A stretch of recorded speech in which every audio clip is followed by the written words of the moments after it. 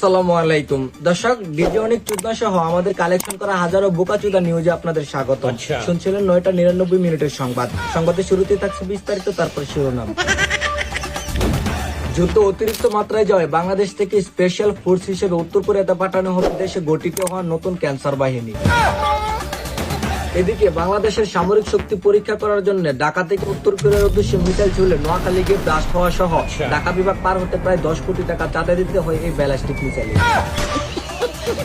জানা যায় এদেশের মিসাইল এতই শক্তিশালী যে দেশে মিসাইল পড়বে সে দেশের কোনো ক্ষয়ক্ষতি না হলেও মিসাইলে থেকে আইটওয়ালা বাঁশ, ইট, সিমেন্ট, বালু সহ সম্পূর্ণ আসবাবপত্র বসত বাড়িতে কাজে লাগাতে পারবে। অন্যদিকে 7 বছর যাবৎ পিরিয়ডে ভুগতেন ডিজিঅনিক চুদনার স্ত্রী অর্থাৎ জাতি পিরিয়ড আপা, এমনই এক চাঞ্চল্যকর তথ্য নিশ্চিত করেন ওগান্ডা টিভি। জানা যায় খেপা কুত্তা মারার ইনজেকশন দিয়েও ভালো হচ্ছে না তার পিরিয়ড। বিস্তারিত দেখুন আনোয়ার নামের জানোয়ার টিভির রিপোর্টে। আমার কপাল কতটাই খারাপ তাই না? আজকে 7টা রোজা, এই 7টা রোজার একটা রোজাও রাখতে পারলাম না, কারণ আমার বউ এখনো অসুস্থ। আমার বউর জন্য সবাই দোয়া করবেন যেন তাড়াতাড়ি সুস্থ হইয়া বাকি সবগুলা রোজা রাখতে পারে।